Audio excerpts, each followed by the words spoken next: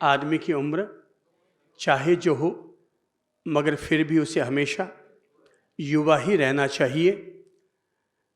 युवा वही होता है जिसके पाँवों में गति होती है, हाथों में शक्ति होती है, दिल में ऊर्जा और जुनून होता है और आंखों में सपने होते हैं। वही आदमी युवा होता है।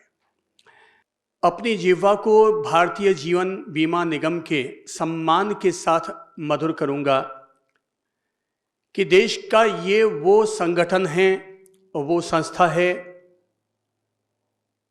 जिन्होंने पूरे देशवासियों को एक बहुत बड़ा संबल दिया है। संबल इस रूप में कहूंगा कि सरकार तो हमसे टैक्स लेती है, पर बदले में कुछ लोगों को ही मदद देती है, पर हर आदमी को मदद नहीं देती। टैक्स तो सबसे लेती है, पर मदद कुछ लोगों को देती है और सब लोगों को मदद नहीं देती। पर भारतीय जीवन बीमा निगम अपने आप में वो सरकार है जो जितना लेती है उससे कहीं अधिक यह हर व्यक्ति को जरूरत पड़ने पर वापस लौटाती है। एक प्रकार से आप ये समझें, LIC यानी कि आप अपनी ओर से मुट्ठी भर अनाज खेत में डालो और जरूरत पड़ने पर वापस झोला भर के अनाज वापस पालो। तो जो एक तरह से इंसान के लिए रक्षा कवच का काम करता है, एक प्रकार से आदमी के लिए सुरक्षा का काम करता है, उसका नाम ही जीवन बीमा निगम है। आप लोगों का तो प्रसिद्ध वाक्य है, जीवन के साथ भी और जीवन के बाद भी। मुझे ये वाक्य इसलिए पसंद आया कि ये वो स्लोगन है, ये वो लोगो है जो हर आदमी को इस बात की प्रेरणा देता है कि हम जीते जी भी तुम्हारा साथ देंगे और मरने के बाद भी तुम्हारे आने वाली पीढ़ी का हम साथ देंगे। यहां कोई भी आदमी ये गारंटी नहीं दे सकता कि तुम्हारा जो जाया है, तुम्हारे घर में जो पैदा हुआ है, वो निश्चित तौर पर तुम्हारा साथ देगा ही देगा। पर भारतीय जीवन बीमा निगम हर भारतीय व्यक्ति के लिए वो दत्तक पुत्र है जो ये दावा करता है कि हम हर हालत में तुम्हारा साथ देंगे, साथ देंगे, साथ देंगे। योगक्षेमम वहाम्यहम, अर्थात LIC यानी योगक्षेमम वहाम्यहम, गीता का यह बहुत प्रसिद्ध वाक्य है जिसके जरिए लोगों तक ये मैसेज भेजा जा रहा है कि हम आपके कल्याण की जिम्मेदारी अपने आप पर लेते हैं, आपके योग और क्षेम को हम वहन करते हैं। तो एक प्रकार से जैसे हनुमान संकट मोचक कहलाते हैं, वैसे ही हमारे लिए, सब बोलो क्या है ये, भारतीय जीवन बीमा निगम। तो ये हाथ का हजूर है। हम व्यक्तिगत तौर पर इस संगठन का, इस संस्थान का, इनकी हर पॉलिसी का हम सम्मान करते हैं और हमने अपने जीवन में अनेक लोगों को ये ऐसा पाया है, अनेक लोगों के जीवन में, कि आज चाहे गाड़ी का इंश्योरेंस था, गाड़ी की टक्कर लग गई तो लोग कहते हैं चिंता की बात नहीं है, हमने बीमा करवा रखा है, मकान का बीमा करवा रखा है। अब तो मेडिकल इंश्योरेंस भी होने लग गया। तो आपने दिया मान लो साल के 12,000 रुपये और आपका हार्ट का ऑपरेशन हुआ तो एक साथ आपको मिल गया 7 लाख रुपये। तो कहने का अभिप्राय ये हुआ कि ये अपने आप में हमारे लिए रिजर्व बैंक है, ये भविष्य निधि को तैयार करने की हमारे लिए व्यवस्था है। इसलिए हम देश के हर व्यक्ति को ये अनुरोध करेंगे वो अपने जीवन में अपनी बीमा ज़रूर करवाए, चाहे जिस रूप में भी करवाए, लेकिन बीमा अवश्य करवाए और इस तरह से अपने लिए भविष्य निधि तैयार करते हुए अपने भविष्य को सुरक्षित करें। जीवन में अगर कुछ बनने और कर गुजरने के लिए आप लोग मोटिवेशन लेना चाहें तो मैं कहना चाहूँगा कि कदम ऐसे चलो, कदम ऐसे चलो कि निशान बन जाए और काम ऐसे करो कि हमारी पहचान बन जाए। सब बोल लो, क्या कहा मैंने? कदम, हाँ, कदम ऐसे चलो कि हमारे निशान बन जाए और काम ऐसे करो कि वो हमारी पहचान बन जाए। जीने को तो सब जी रहे हैं, पर हम जिंदगी कुछ ऐसा जी कर जाएं कि वो औरों के लिए भी मिसाल बन जाए, वो औरों के लिए भी मिसाल बन जाए। मुझे ऐसा लगता है कि हर आदमी को, मैंने कहा कि हर आदमी को युवा रहना चाहिए। माना कि शरीर की दृष्टि से मेरी उम्र भी 62 वर्ष की हो गई है, पर मैंने तय कर रखा है कि जब तक मेरी सांस चलेगी मैं अंतिम सांस तक अपने आप को पावरफुल बनाकर रखूंगा, अपने आप को युवा बनाकर रखूंगा। मैं बूढ़ा बनूंगा, लेकिन एक दिन के लिए बूढ़ा होऊंगा, और उस दिन बूढ़ा होऊंगा जिस दिन मेरे ऊपर जाने का वक्त आ जाएगा, उस दिन मैं बूढ़ा बनूंगा। अन्यथा जीवन भर अपने आप को ऊर्जावान बनाकर रखूंगा। इसलिए अपने हर दिन की शुरुआत भी मैं योगा, मेडिटेशन, एक्सरसाइज के साथ करता हूं, प्रभु की प्रार्थना के साथ करता हूं, और रात को जब शयन करने के लिए जाता हूं तो इतने आनंद भाव के साथ शयन करने के लिए जाता हूं कि मैंने आज का दिन पूरी तरह सार्थक तरीके से जिया। अब मैं रात को शयन करने के लिए जा रहा हूं तो ऐसे सोता हूं जैसे मृत्यु शैया पर जाकर सोया हूं। आराम से शरीर का विसर्जन करता हूं। अगले दिन सुबह जैसे ही फिर आंख खुलती है, आंख खुलते ही मुस्कुराता हूं, परमात्मा को थैंक यू कहता हूं, ईश्वर को याद करता हूं, और फिर अपने पूरे दिन को ऊर्जावान बना करके जीता हूं। भाई इतना तो जश्न बनता ही है कि हम सुबह उठते ही एक अच्छी प्यारी सी मुस्कान ले सकें। इतना तो जश्न करना हमारे द्वारा बनता ही बनता है। पिछली रात को कहते हैं दुनिया में 2.5 लाख से ज्यादा लोग मर गए। कितने? अगर आपको एहसास न हो कि मैं जिंदा हूं तो सुबह उठते ही अखबार में अपना फोटो ढूंढ लिया करो, कहीं मेरा भी फोटो छपा हुआ है या नहीं छपा हुआ है, उठावने में, शोक संदेश में। और अगर आपका फोटो नहीं छपा है इसका मतलब तब तो विश्वास हो ही जाएगा कि मैं क्या हूं मैं। और जिस व्यक्ति को ये एहसास हो जाए कि परमात्मा ने आज मुझे फिर एक नया दिन दिया, एक नया जीवन दिया, फिर से नया कुछ कर गुजरने का मुझे एक गोल्डन चांस दिया, स्वर्णिम अवसर दिया है, तो उठो, एक अच्छी सी प्यारी सी मुस्कान लो, परमपिता परमेश्वर को याद करो। अपने माइंड को हमने किस चीज से सुबह उठते ही भरा है ये बहुत महत्व रखता है। सुबह उठते ही हमने सबसे पहले अपने दिमाग में क्या भरा? अखबार उठाओगे तो राजनीति भरी जाएगी, चाय उठाओगे तो घर गृहस्थी भरी जाएगी, पत्नी से मुखातिब हो गए तो सारी सरफोड़ी ही अंदर जाएगी। तो ये बहुत महत्व रखता है कि सुबह उठते ही हमने सबसे पहले अपने दिमाग में क्या भरा है। तो मैं परमात्मा की याद से अपने दिन की शुरुआत करता हूं, तो मैं मानकर चलता हूं कि मैंने अपने सुबह की शुरुआत एक सुप्रीम पावर को याद करके की। मैंने दिमाग में उस पावर को, उस शक्ति को मैंने सबसे पहले याद करके अंदर स्थापित किया है, जिसको मैं मानता हूं कि वो दुनिया का सूरज है, दुनिया को उजाला देता है, दुनिया को ऊर्जा देता है और जीवन जीने का रास्ता इंसान को सुझाता है। तो हमने सबसे पहले उसे याद किया। हर आदमी को युवा रहना चाहिए। फिर याद दिलाता हूं, हमेशा युवा रहो, चाहे जो आपकी उम्र हो, चाहे आप 20 साल के हैं, 40 के हैं, 70 या 80 के हैं। क्योंकि आप सब लोग पदाधिकारी भी यहाँ हैं तो इसलिए बुजुर्ग तो यहाँ पर मुझे कोई नजर आ ही नहीं रहा है। सबके सब 20 से 60 के बीच की उम्र के लोग ही मुझे सारे नजर आ रहे हैं। तो इसका मतलब ये हुआ अपन सब क्या है, बूढ़े हैं कि युवा हैं? अपने आप को क्या कहना चाहेंगे, युवा है कि बूढ़े हैं? हाँ, अपने आप को हमेशा कहते रहना चाहिए आई एम द बेस्ट। क्या कहते रहना चाहिए हमें ऐसा अपने आप को? आई एम द बेस्ट। खुद अपने आप को जगाओ। जैसे अलार्म घड़ी सोए इंसान को जगाती है, वैसे ही हर इंसान को अपने आप को जगाना चाहिए कि आई एम द बेस्ट। लोगों को मौका मत दो ये कहने के लिए कि वो आपसे आकर कहें कि आप बेस्ट हैं। क्योंकि लोगों की तो उम्मीद नहीं कि वो आपको आकर के कहे कि आप बेस्ट हैं। खुद ही अपने आप को मोटिवेट करो और अपने आप को स्थापित करो, I am the best, I am a winner, I can do, God is always with me, ईश्वर हमेशा मेरे साथ है, टुडे इज माई डे, आज का दिन मेरा है, मैं विजेता हूं, मैं सब कुछ कर सकता हूं, इसीलिए मैं श्रेष्ठ हूं, आई एम द बेस्ट।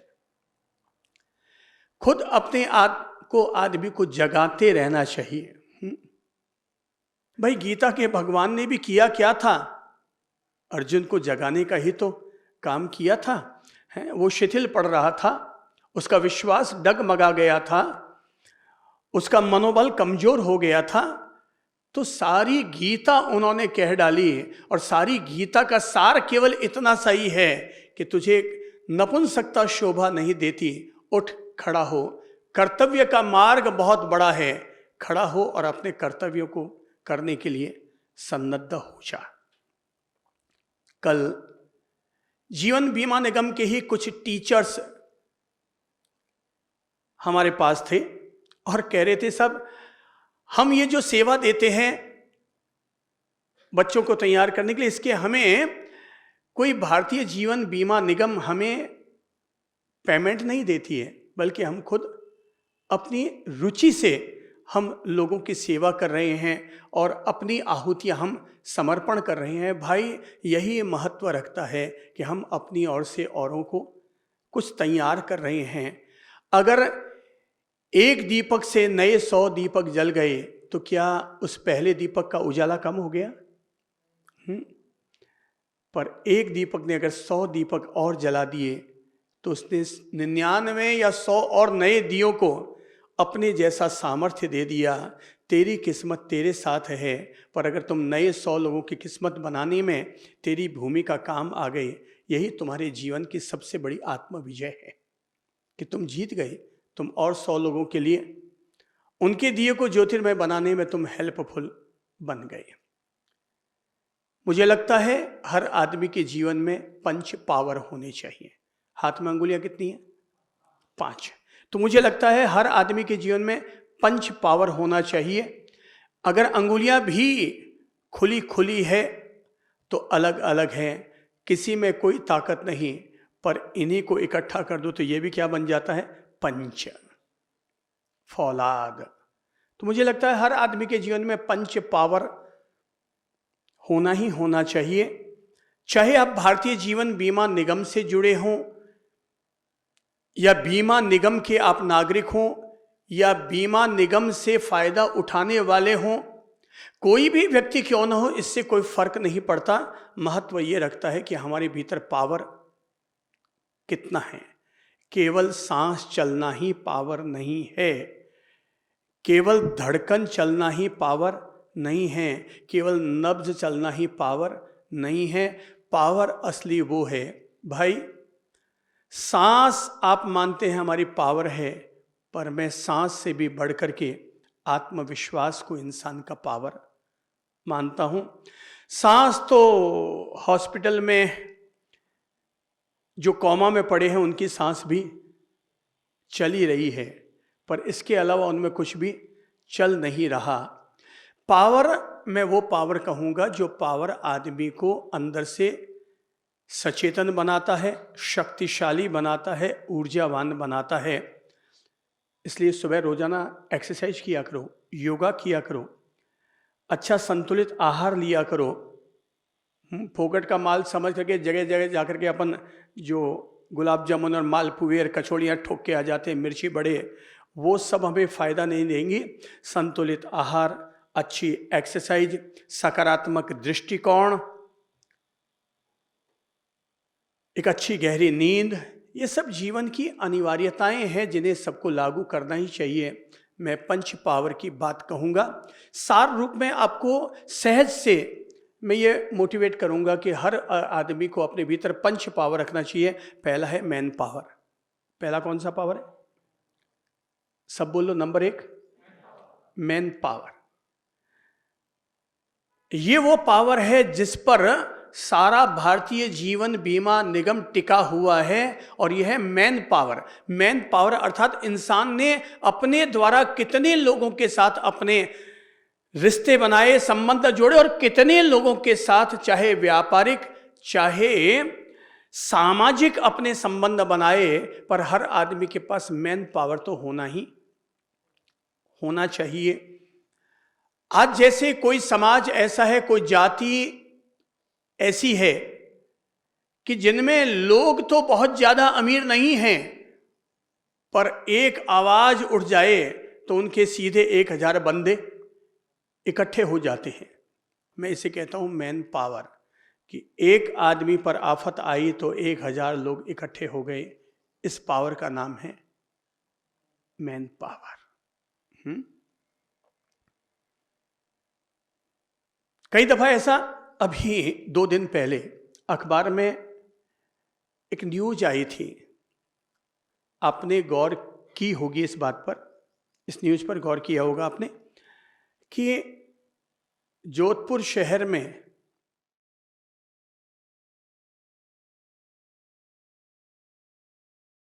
ऐसी पॉलिसी बनी है या ऐसा पैकेज बनाने वाले लोग तैयार हुए हैं, ग्रुप तैयार हुआ है, जो किसी आदमी के मर जाने पर है, हाँ बिल्कुल ठीक है आपने, रोने के लिए आपको पैकेज है पूरा। तो बोले उसमें लिखा हुआ था कि पूरा पैकेज का इतना रेट, आधे पैकेज का इतना रेट, केवल 20 लोग चाहिए रोने के लिए तो 50,000 में आपको मिलेंगे।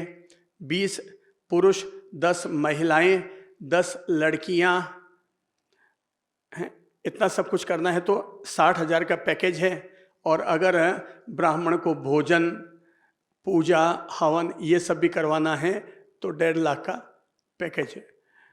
तो मैंने कहा यार ये भी क्या युग आ गया है कि लोगों ने अपना मैन पावर इतना घटा दिया है कि अब जीते जी तो कोई साथ आ ही नहीं रहा है, बल्कि मरने के बाद भी कोई साथ देने को हमारे तैयार नहीं है। इसलिए मैं कहता हूँ हर आदमी का मैन पावर हमेशा मजबूत होना चाहिए। पहले जमाने में शायद आप में से 2, 4, 10 लोगों ने तो ऐसा देखा ही होगा। 28 साल पहले जब शादी हुई तो घर पर जितने भी अतिथि आए उनको खाना खिलाने वाले घर के लोग थे, और अब घर पर जितने भी मेहमान आते हैं उनको खाना खिलाने के लिए किराए के लोग लाने पड़ते हैं, क्योंकि आदमी का मैन पावर रहा नहीं। लोग आपस में एक दूसरे से संबंध रखते नहीं, सब टूट रहे हैं, कट रहे हैं। तो अकेला बच गया बंदा। घर में कोई बीमारी हो जाए तब भी कोई साथ देने वाला नहीं है। मैं कहूँगा मैन पावर बढ़ाओ। माना घर में किसी के साथ आपकी बोलचाल बंद हो गई है, कहूँगा आज ही जाओ, सॉरी कहो, फिर से उनके साथ अपना रिश्ता बना लो। माना कि गंदा पानी पीने के काम नहीं आता, पर आग लग जाएगी तो आग बुझाने के काम तो जरूर आता है। तो कम से कम उस वक्त तो वो आदमी हमारे काम आएगा ही आएगा। आपने अपने सगे भाई से, सगी भाभी से, सगी देवरानी से बोलचाल बंद कर दी है, कहूँगा ना बाबा ना, पीट लो, पिट जाओ, बोल लो, सुना दो, कुछ भी कर लो, पर बोलचाल बंद मत करो। आज न सही कम से कम मुसीबत की वेला में तो वो आदमी हमारे जरूर काम आएगा। भाई बोलचाल बंद मत करो भाई से, वो आज भी तुम्हारे काम आएगा, और कम से कम जब संकट की घड़ी बनेगी तब तो तुम्हारे काम आएगा ही आएगा। इसलिए मैं सबसे कहता हूँ भाई मैन पावर बढ़ाओ, सबसे अपनी पहचान रखो। तो एक डॉक्टर से भी पहचान रखो, पुलिस वाले से भी पहचान रखो, इंजीनियर से भी पहचान रखो, आर्किटेक्चर से भी पहचान रखो, भारतीय जीवन बीमा निगम वाले से भी पहचान रखो।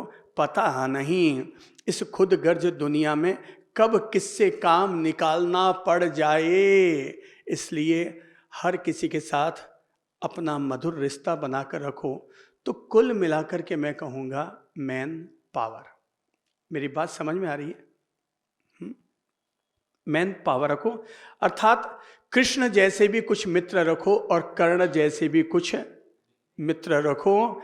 अच्छी सलाह देने वाले कृष्ण जैसे भी मित्र रहने चाहिए, और कर्ण जैसे हम खरे हैं कि खोटे हैं मगर फिर भी हमारा साथ देने के लिए जो तैयार रहे, तो ऐसे मित्र भी अपने साथ जरूर रखो। कहते हैं कि अकेले हम बूंद हैं, मिल जाए तो सागर है। क्या है, सब बोलो, अकेले हम, हाँ, अकेले हम बूंद हैं, मिल जाए तो सागर हैं, अकेले हम धागा है, मिल जाए तो चादर हैं। बहुत अच्छी पंक्तियां सुना रहा हूं, सब साथ साथ बोलो। अकेले हम क्या है, अकेले हम बूंद हैं।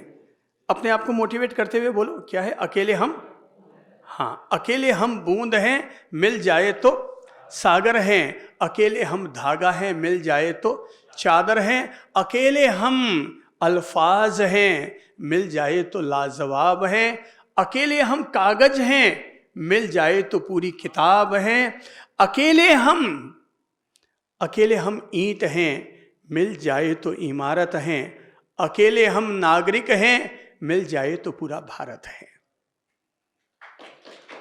मिल जाए तो पूरा भारत है।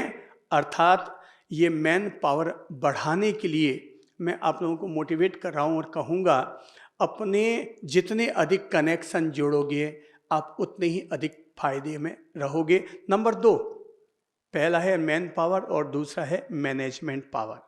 दूसरा पावर कौन सा कह रहा हूं मैं, मैनेजमेंट पावर। अर्थात जीवन का हमें सही ढंग से प्रबंधन करना हर व्यक्ति को आना ही चाहिए। अगर ये पावर हमारे पास नहीं है तो ऐसा आदमी उज्जड़ जिंदगी जीता है, और मैनेजमेंट पावर अपने साथ रखने वाला आदमी अपने हर कार्य को सुव्यवस्थित बना करके चलता है। आपने अपनी बच्ची को मानो टॉफी दी, अपनी बच्ची को टॉफी दी, या अभी आप सब लोगों के लिए पानी की बोतल दी गई, आपने बोतल पी और बोतल क्या किया, फेंक दी।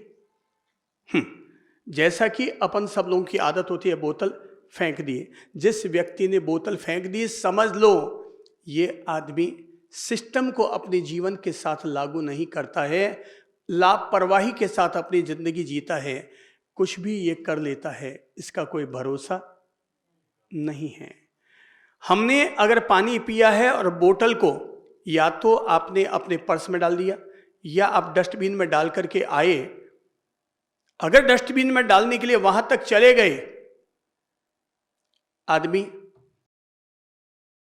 पक्का है। वो कहते हैं कि एक ऑफिस में इंटरव्यू के लिए 100 अभ्यर्थी पहुंचे थे और सबका इंटरव्यू चल रहा था, एक एक का इंटरव्यू चलता जा रहा था। सब अपनी फाइल दे रहे थे, सभी लोग अपनी पढ़ाई, अपना चरित्र का प्रमाण पत्र सब अपने पेश करते चले जा रहे थे। पर एक लड़का ऐसा आया जो अंदर आया, जैसे ही अंदर आया, आते ही उसने देखा बीच में एक पेपर वेट पड़ा है, उसने सबसे पहले उसे उठाया, टेबल पर रखा और फिर अंदर इंटरव्यू देने के लिए गया।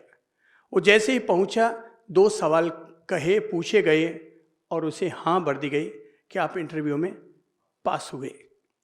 तो बाहर जितने लोग खड़े थे वे विद्रोह पर उतर आए कि ये लड़का केवल बीए पास है और आपने इसको नौकरी दे दी, और हम लोग जो एमबीए वाले बैठे हैं वो सब के सब बाहर बैठे हैं, बड़ी अपनी गोल्ड मेडलिस्ट की पढ़ाई के प्रमाण पत्र लिए हुए, और आपने केवल बीए पास वाले 60% मार्क्स वाले को नौकरी दे दी। बोले हमने इंटरव्यू के केवल प्रश्न ही नहीं रखे थे, कई और भी हिस्से रखे थे, उसमें पेपर वेट भी एक था। तुम सब लोगों ने वो पेपर वेट जमीन पर पड़ा हुआ देखा था। पर मैनेजमेंट पावर इस आदमी को आता है जिसने पहले पेपर वेट उठा करके सुव्यवस्थित तरीके से रखा और उसके बाद इंटरव्यू देने के लिए आया। पास वहीं पर ही हो गया, आगे इंटरव्यू लेने की जरूरत ही नहीं पड़ी। अगर आपने अभी अपने जूते भी बाहर खोले हैं, ये बहुत बड़ा मायने रखता है कि आपने अपने जूते किस तरीके से खोले हैं, आपका मैनेजमेंट वहां नजर आता है।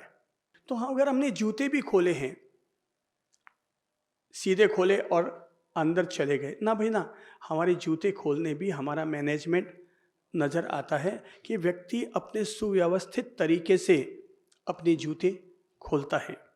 आपको शायद याद है कि नहीं है, याद करके देख लो कि आपने जब जूते खोले होंगे तो आपका पहला जूता और दूसरे जूते के बीच में कितनी दूरी है, कितने इंच या कितने सेंटीमीटर की दूरी रखी है, या दोनों को आपने सुव्यवस्थित तरीके से बराबर लेवल में ले जाकर के आपने खोला है? याद भी नहीं होगा। याद है? तो याद नहीं है, उन्हीं को ये मैनेजमेंट पावर सीखना चाहिए कि मेरा जूता खोलना, मेरे कपड़े पहनने, मेरे उसका सलीका, हर चीज़ के साथ मुझे मेरा मैनेजमेंट लागू करना चाहिए। आजकल एक फैशन चली हुई है और वो है फटी हुई जीन्स पहनने की। क्या बता सकते हैं ये सही मैनेजमेंट है या रॉन्ग मैनेजमेंट है? फटी हुई जीन्स से पहन करके चलना, ये हाफ पैंट पहनना बुरा नहीं है, पर फटी हुई जींस पहनकर चलना यह दरिद्रता का सूचक है, गरीबी का सूचक है। मैनेजमेंट रखने वाला आदमी, कभी भी आप किसी भी खरबपति आदमी को हल्के कपड़े पहने हुए नहीं देख सकते, क्योंकि वो मैनेजमेंट करना जानते हैं। आगे अगर बढ़ना है तो मैनेजमेंट सीखना होगा। बड़ी बड़ी जितनी भी कंपनियां हैं वो इसलिए तरक्की कर रही है क्योंकि उन्होंने वहाँ पर अपने यहाँ मैनेजमेंट लागू किया है। और जो लोग मैनेजमेंट लागू नहीं करते वो मरते दम तक सेठ खुद ही घिस रहा है, सेठ खुद ही लगा हुआ है, उसे कभी सुख की रोटी मिल नहीं पाती और सुख की वो चैन की नींद भी ले नहीं पाता। मैनेजमेंट जितना हम लागू करेंगे हम उतने ही आगे बढ़ेंगे, सफल होंगे, हमारा करियर उतना ही मजबूत बनेगा। तीसरा पावर होना चाहिए और ये पावर है मनी पावर।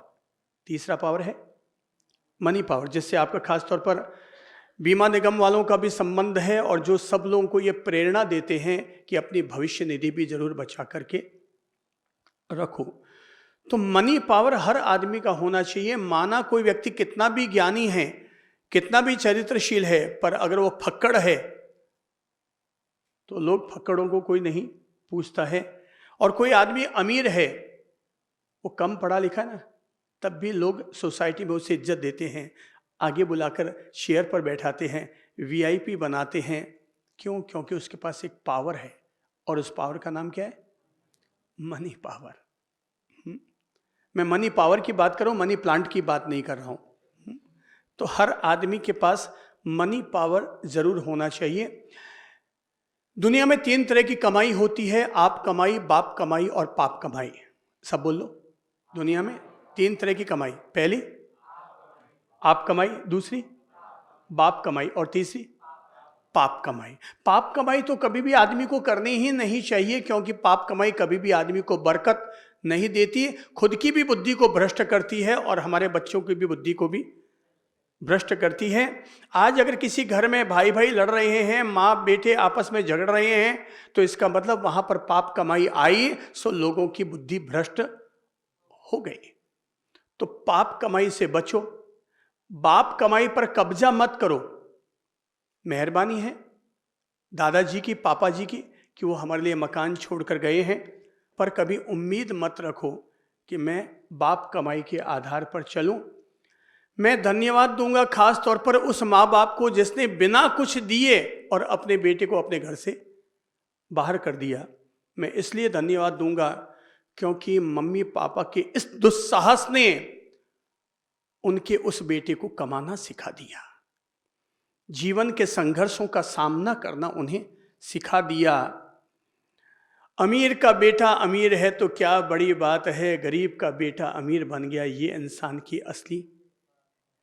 असली कुछ है जिंदगी बनाने की, जिंदगी जीतने की बात हुई कि भाई मेरा बाप गरीब था पर मैं अमीर बना।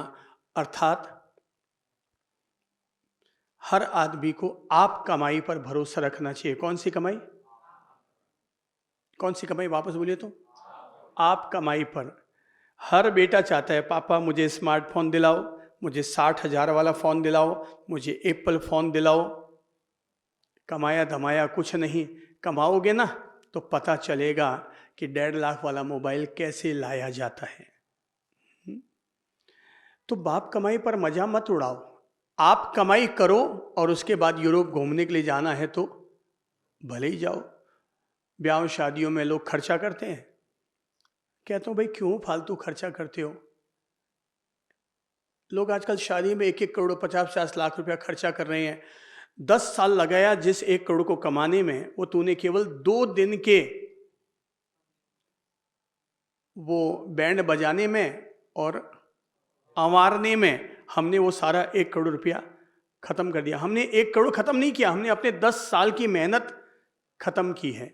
मैं कहता हूँ क्यों फालतू खर्चा करते हो? आपको लड़का लड़की पसंद आए, जाओ मंदिर जी में और वहां जाकर के परमात्मा के प्रतिमा के समक्ष एक दूसरे के साथ शपथ ले लो,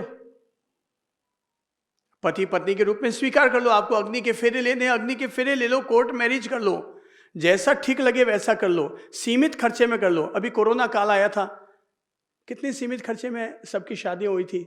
हर आदमी को संयमित खर्चे में अपना काम कर लेना चाहिए। आप कमाई, अगर हम कमाएंगे तो आदमी संयमित खर्चा करेगा, बाप कमाई पर तो हर आदमी मजे ठोकेगा। पाप कमाई से तो हर आदमी को बचना चाहिए। तीसरा पावर हर आदमी को अपने पास रखना चाहिए और वो है मनी पावर। इन्वेस्टमेंट अवश्य करो, निवेश अवश्य करो, भविष्य के लिए अवश्य बचा कर रखो। मैं कभी कभी ये भी कह दिया करता हूँ कि लोग अक्सर कहते हैं साहब मैंने तो मेरे बच्चों को अपना सब कुछ निकाल के दे दिया, जो था सब निकाल के दे दिया। मैं कहता हूँ भाई ये गलती मत करो। बच्चे अच्छे हैं तो अच्छे हैं, पर वो कब बुरे बन जाएंगे इसकी कोई गारंटी नहीं है। जैसे मृत्यु की कोई गारंटी नहीं है, वैसे बच्चों की भी गारंटी नहीं है कि वो कब तक अच्छे बने हुए रहेंगे। इसलिए अपनी भविष्य निधि, जिसे आप भले अपनी और भाषा में LIC कह दो या जो आप ठीक लगे वो कह दो, पर वो भविष्य निधि अवश्य बचा करके अपने लिए रखो। तो बुढ़ापे के लिए भी हर आदमी को रखना चाहिए।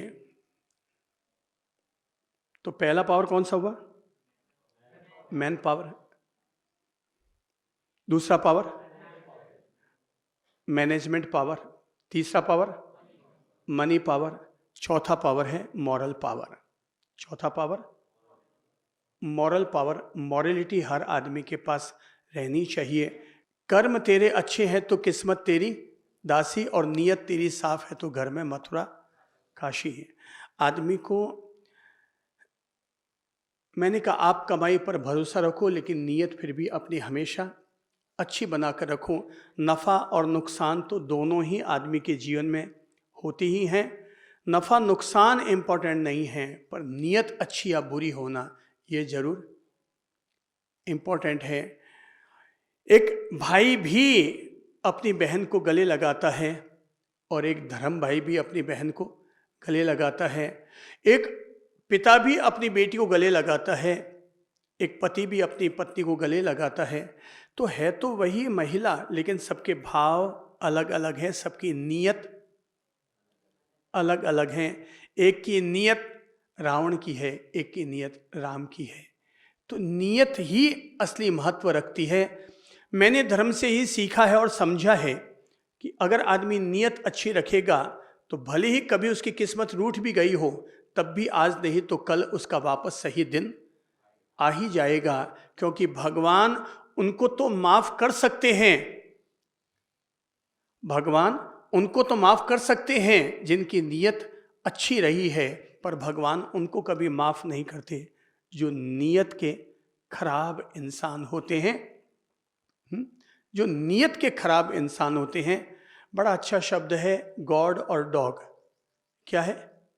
गॉड और डॉग। गॉड की स्पेलिंग क्या है और डॉग की स्पेलिंग क्या है? DOG। तो उल्टा करो तो गॉड उलट गया तो डॉग बन गया, और डॉग उलट गया तो गॉड बन गया। नियत खराब यानी डॉग बन गए, नियत अच्छी वही इंसान गॉड बन गया। मेरे प्यारे प्रभु, मैं ये सिखाना चाहूँगा, कहना चाहूँगा, हमेशा नैतिकता को, अपनी प्रामाणिकता को अपने साथ रखिए। मुझे जहाँ तक दुनिया जितनी समझ में आई है, मेरी समझ से 90% लोग अभी भी अपनी नीयत अच्छी रखते हैं। 10 या 20% लोग ही ऐसे होंगे जिनकी नीयत खराब होगी। अभी भी आज की तारीख में किसी की अगर बहन की अगर चांदी की पायल पहनी हुई थी, गिर गई, झट से लोग लाके बोल देते सब किसी की पायल गिर गई है, आप उन्हें जानकारी दे दीजिए। तो अभी भी लोगों की नीयत बहुत अच्छी है। अभी भी लोग, किसी का पर्स गिर गया तो लोग ला करके अभी भी दे देते हैं। हाँ, पर कुछ लोग ऐसे होते हैं कि फोकट का मोबाइल मिल गया, उठाते हैं और जेब में डाल के खिसक जाते हैं। वो भले ही लेके चले जाएं, पर वो मोबाइल उनको बरकत नहीं देगा।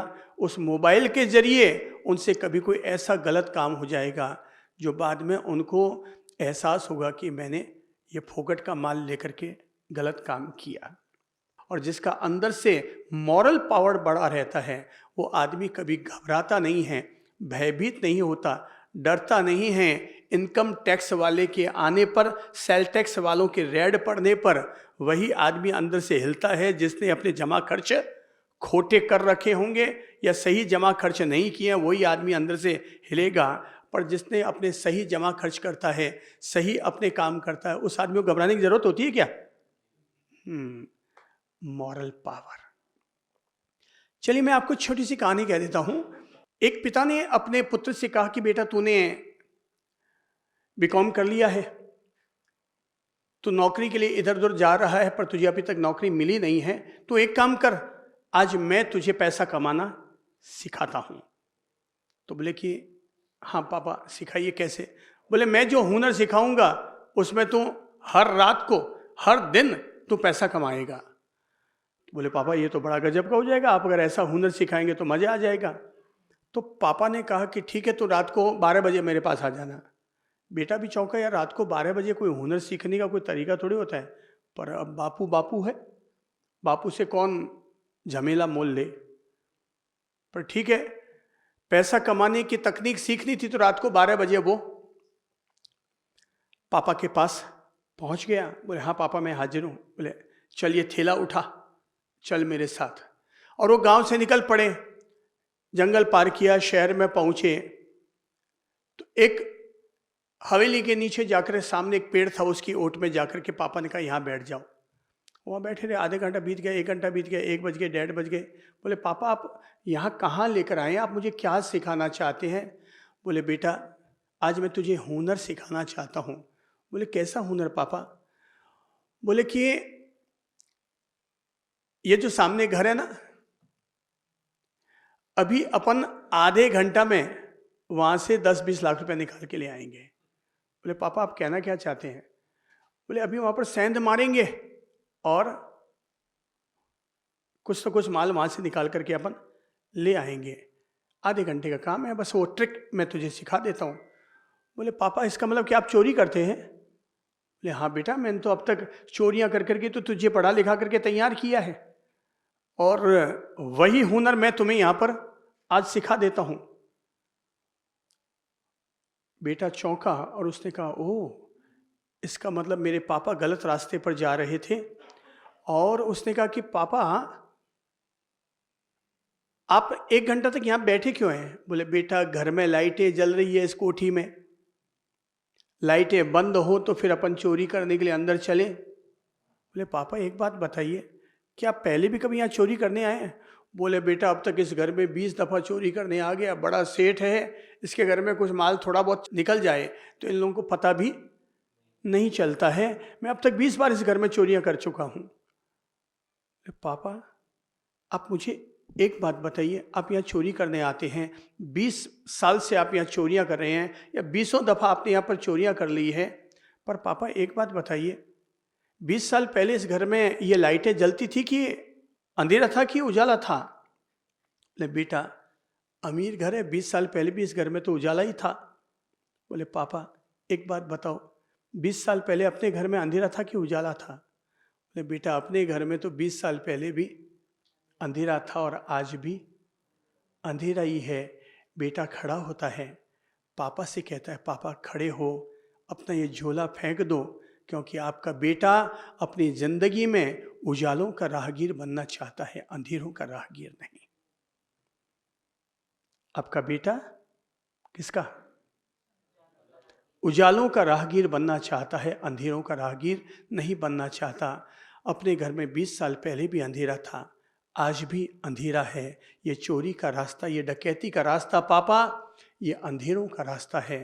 ये जिस बंगले में आप चोरी करने आए हैं, उस घर का मालिक उजालों का रास्ता जीता है, इसलिए 20 साल पहले भी ये सुखी था और ये आज भी सुखी है, और हम 20 साल पहले भी दुखी थे और आज भी दुखी हैं, मॉरल पावर। हर आदमी को नीयत अच्छी रखनी चाहिए और अपनी मॉरलिटी को किसी भी हालत में कभी भी आदमी को खोनी नहीं चाहिए। अंतिम पंच, मैंने कहा पंच पावर, अंतिम पावर है और वो है माइंड पावर। कौन सा है?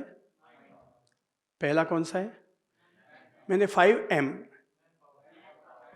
कहे हैं मैंने पावर के लिए। पहला मैन पावर, दूसरा मैनेजमेंट पावर, तीसरा मनी पावर, चौथा मॉरल पावर और अंतिम पांचवा है माइंड पावर। माइंड पावर अर्थात दिमागी शक्ति को हमेशा बढ़ा करके रखो। रोज सुबह मेडिटेशन करो, चाहे 10 मिनट ही करने की आदत डालो, लेकिन अपनी थर्ड आई पर शांति से बैठे और थर्ड आई पर मैं आत्मा हूँ, मैं शांत स्वरूपी आत्मा हूँ, मेरे भीतर शांति का विस्तार हो रहा है, मेरे आसपास शांति का अनुभव कर रहा हूँ, मैं अपनी ओर से शांति का सारे जग में विस्तार देख रहा हूँ। अपनी थर्ड आई पर अपना मेडिटेशन करो। 10 मिनट के मेडिटेशन के साथ शुरुआत करो और ताज्जुब करोगे अगर किसी भी व्यक्ति ने 30 दिन भी अगर मेडिटेशन कर लिया, उसका माइंड पावर बढ़ेगा, माइंड की कैपेसिटी बढ़ेगी, सोचने की क्षमता उसकी मजबूत होगी, मन के तनाव खत्म होंगे, चिंताएं खत्म होंगी और परिस्थितियों पर विजय पाने की स्किल, विजय पाने की औकात उसके भीतर अपने आप डेवलप हो जाएगी। इसलिए मैं कहूँगा मेडिटेशन करो, माइंड पावर बढ़ेगा। अच्छी किताबें पढ़ो, माइंड पावर बढ़ेगा। किसी अच्छे संगत में जाओ, सत्संग में जाओ, आपका माइंड पावर बढ़ेगा। साल में 1 बार या 2 बार ही सही किसी अच्छे मोटिवेशनल स्पीकर के पास जाकर के उनके वर्कशॉप को ज्वाइन करो, आपका माइंड पावर बढ़ेगा। गुस्सा छोड़ो, माइंड पावर बढ़ेगा। गुस्सा करते रहोगे तो माइंड पावर हमारा डाउन डाउन डाउन होता चला जाएगा। चिंता और तनाव पालेंगे, माइंड पावर घटेगा। जो व्यक्ति गुस्सा नहीं करता उसका माइंड पावर हमेशा बढ़ा हुआ रहता है। जो लोग ज्यादा गुस्सा करते हैं, गुस्सा करने के 2 ही नुकसान हैं। बच्चे गुस्सा करेंगे तो मेमोरी पावर कमजोर होगी और बड़े गुस्सा करेंगे तो उसका भाग्य कमजोर होगा। अगर हम लोग अपने भाग्य को, किस्मत को ठीक रखना चाहते हैं, अपने मेमोरी पावर को अगर ठीक रखना चाहते हैं तो गुस्सा छोड़ो, शांति से बात कर सकते हैं। जो बात हम तैश में आकर, तेजी खा करके और गुस्से में आकर वही बोलते हैं, वही बात हम प्रेम से, शांति से, मिठास से भी बोल सकते हैं कि नहीं? आप अगर गुस्से के साथ अपने क्लाइंट के साथ या अपने ऑफिस में अपने स्टाफ के साथ पेश आएंगे, इससे आपकी इमेज अच्छी बनेगी, खराब होगी? हाँ, खराब होगी। क्लाइंट बढ़ेंगे या घटेंगे? कम होंगे। यानी हर तरह से हमें नुकसान ही होना है। पर अगर हम सबसे प्रेम से पेश आते हैं, स्माइल के साथ पेश आते हैं, मीठे मधुर शब्दों का इस्तेमाल करते हैं, क्लाइंट बढ़ेंगे या घटेंगे? बढ़ेंगे। तो इंसान को बिजनेस कौन सा करना चाहिए, प्रॉफिट वाला कि लॉस वाला? प्रॉफिट वाला। तो भाई यही तो आपको सिखा रहा हूं। आप लोगों को मनी पावर और मनी की सुरक्षा की बात कर रहे हैं, मैं आपको आज यही तो सिखा रहा हूं कि बिजनेस वही करो जिसमें प्रॉफिट होता है। गुस्सा करोगे तो माइंड पावर हमारा घटेगा। चाहे 100 का फायदा उठा लो या 100 का नुकसान कर लो, पर अपने माइंड पावर को कभी घटने मत दो। गुस्सा जब भी करेंगे हमारा माइंड पावर हमेशा कम होगा। टेंशन मत पालो। भगवान जो काम खुद कर सकते हो कर लो, और जो खुद के किए भी पूरा नहीं हो पाता उसे भगवान पर छोड़ दो। क्या जो काम मैं नहीं कर पा रहा हूं उसे ऊपर वाले पर छोड़ देता हूं, विधाता की व्यवस्था पर छोड़ देता हूं। वो जो करेगा वो मेरे लिए स्वीकार है। कुल मिलाकर के खुद को हमेशा सहज रखो, हमेशा सहज रखो, खुद को पावरफुल बनाकर रखो। पंच पावर की मैंने आप लोगों को एक सहज प्रेरणा दी है, वो प्रेरणा जो जीवन के साथ भी काम देगी और जीवन के बाद भी काम देगी। अर्थात हमारे लिए भी हमें वो पावर फायदा देगा और आने वाली हमारी पीढ़ी को भी हमारा वो पावर फायदा देगा।